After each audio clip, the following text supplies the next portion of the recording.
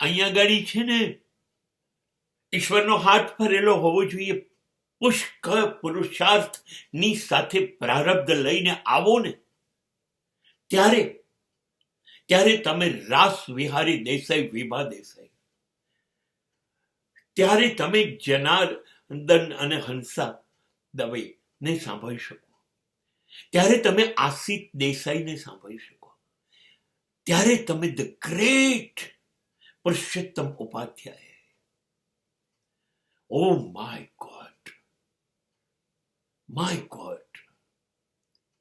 સંગીતના આ બધા અંતિમ સુગમ સંગીતને, ગુજરાતીને આકાશ ઉપર સજાવી દેનારા આ લોકો છે.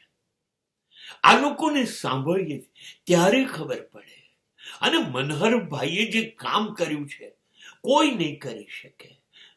આ બધાએ કર્યું છે, પણ મનહરભાઈએ એક એક ગઝલો ગુજરાતી શાયરોની અદ્ભુત કંઠ એમનો મીઠો આપી અને સુગમ સંગીતને ઉજળું બનાવ્યું છે. અને આ કાન બહુ નસીબદાર છે.